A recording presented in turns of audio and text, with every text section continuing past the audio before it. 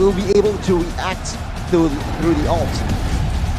There's a lot of easy-to-read ultimates, but it has to rely on your super fast reactions. What are your reactions to this incredible animation as we get in to the Lanadon? Gani, take us there. Ladies and gentlemen, it's match point for AP Bren. Will they be able to knock down RSG, send them to the lower brackets? Let's see and witness. It's RSG and AP Bren. Wow. Talking about adaptations and the battle spells we're talking about earlier, Gani. No purifies. It's all about the execution that play. AP Bren are the ones without the purify. RSG, they're respecting it now, but will that be enough to guarantee the security in the middle of these skirmishes? As you can see, man, Flapteasy on an aggressive hero like the Khalid, it is definitely quite terrifying. And on a Guinevere, a very fast clearer. You can see that AP Bren are already grouping up before the first minute even hits. Ogwen got his own Nats away. He might actually have to go and flicker out, and he does, out of the turtle pit early on. The same thing happening, a flicker early. Whoa, Super Marco getting a good trade. And this is exactly why I don't like the Claude in the Bruno lane. Yeah, as expected from Mirko there. But yes, with that burnt flicker from Naps, that's already a small win for AP Bren. Also a small win for the setup next turtle. That can be crucial, that Naps will not have the PZ flicker combination to somehow dismantle the formation from AP Bren. I feel like in a full-on team fight, there's a Minotaur, a Khalid, and a Faramis. There's just way too many high-profile ultimates. Unless RSGPH catch AP Bren off guard, maybe with a flanking blazing duet or an electrifying beat from Demon Kite, I think it's going to be a bit too difficult for them to really get a decisive fight. At best, I feel like it's going to go even. Again, precision was the theme of Game 1. Let's see if AP Bren continues that concept. Turtle, initiated by AP Bren. RSG, will they be able to contest this one? With the Requiem and a spatial migration, that should give Caltesi an advantage, and also with the Raging Sandstorm as well. The Requiem comes in, but oh my goodness! It's Nats who picks it up with no flicker, but it's a team fight win for AP Bren. They'll be happy to trade it for 2 kills. AP Bren, calm, precise, and there you go. They lost. They weren't precise on the turtle, but they were precise on the team fights here. Again, Lion here needs to be very careful, quite low in the bottom side of the map, and if he is wrong on his calculation, AP Bren might jump on him. Yeah, but with all the Wilderness Blessings right here, it was nerfed to be 5% less effective. But RSGPH, they're trying to move fast, but AP Bren somehow are faster, and they do get the steal there, I believe. They did. They did, right? 1,000 gold lead already, but the spells from AP Bren, a lot of them are not available, so I expect them to slow things down here. Meanwhile, RSGPH, spell check only light. Spell is on cooldown, so team fight-wise, they will be more ready. They will have more resources. So again, RSG don't mind now. If they force a fight with AP Bren now, they will somehow. I expect them to just chill. I do wonder if RSGPH are thinking of using the Purify not only defensively but aggressively as well to try and get a dive in and surprise AP Bren by not really getting cancelled out. But now, whoa, look at this pickoff. Minio and the Fury on top of Violent Requiem. Light did not get to move. Wow. He was a bird in that fight, completely in the air. It was too light.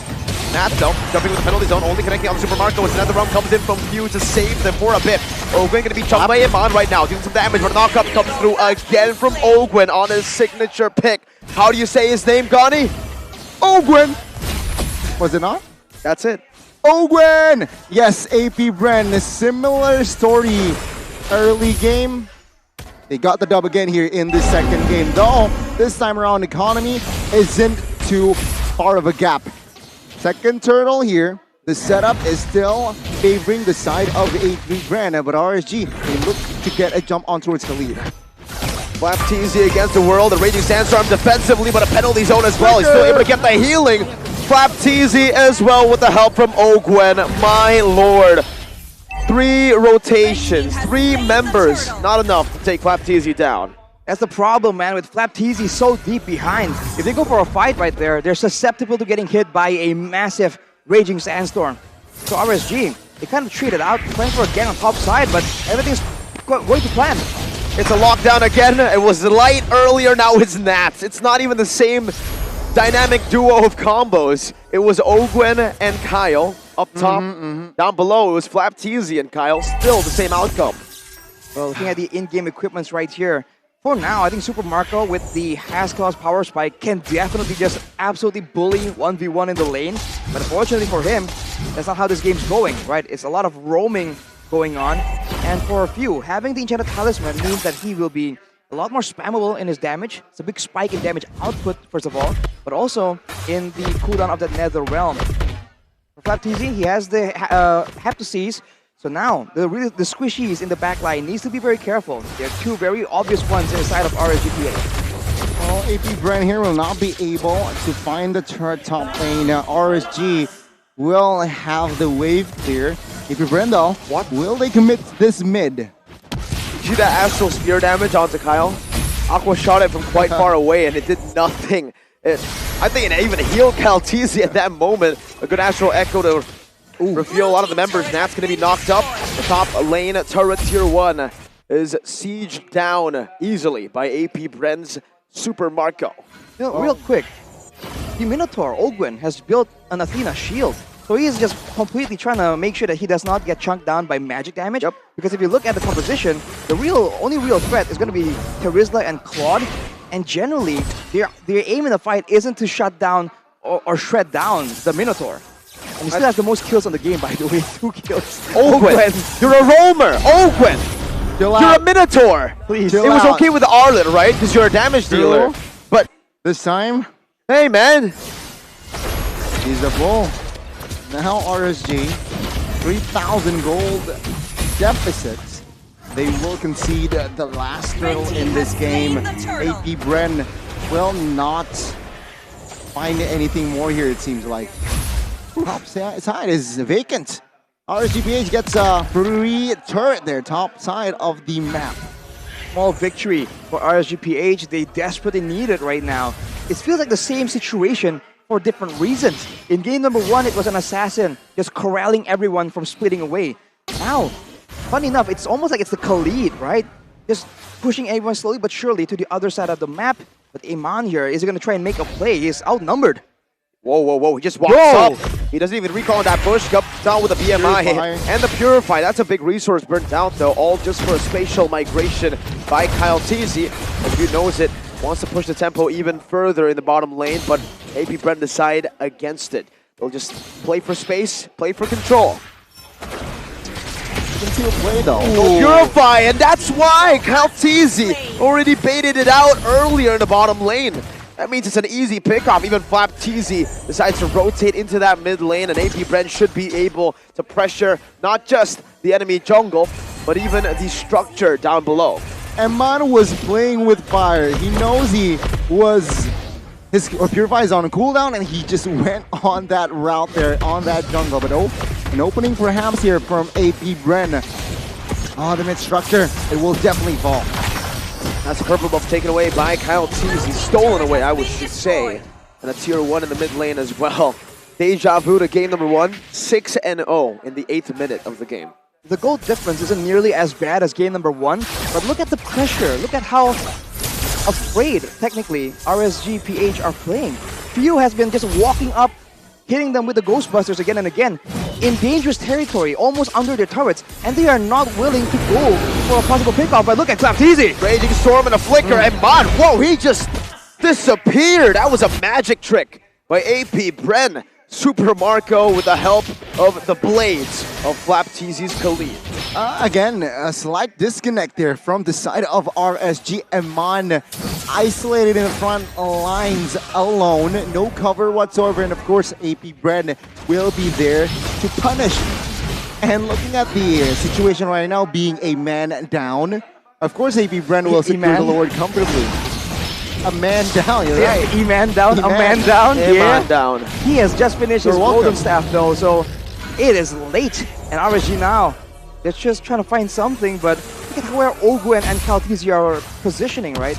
They're just slowly but surely in position to cut off RSG should they overextend and get punished for it. Oh, the worldie.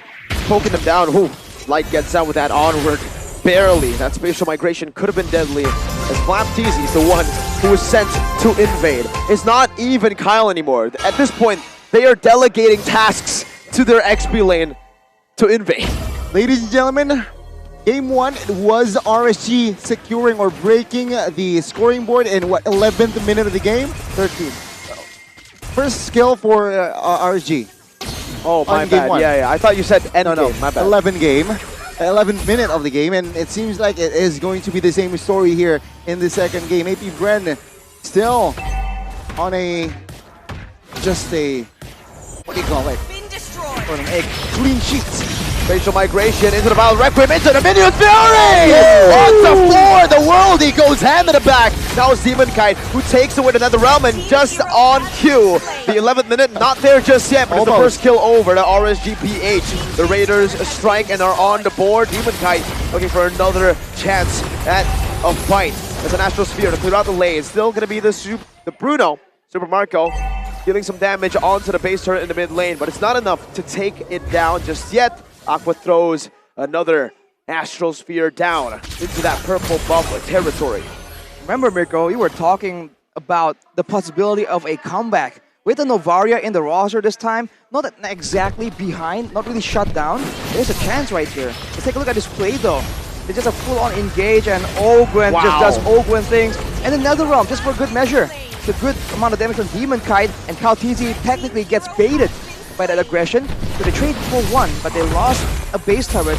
But I think the significant factor right here is the fact that Aqua can now clear a lot better. He has just finished the Lightning Truncheon, and we know how pesky and Novaria is in stalling out the game. He's clearing waves again and again, forcing AP Bren to just wait for the next Lord before they can try and do something else to end the game. Let's see here, AP Bren being invasive does not find the right connection just yet, but AP Bren again, such a menace, 7,000 gold lead, and what's funny is RSGPH, they take down Kaltizi to open their first score of the board in the first game, also in the second game here. Kaltizi being the victim, the only victim in that first game. Let's see, AP Bren, will they repeat it?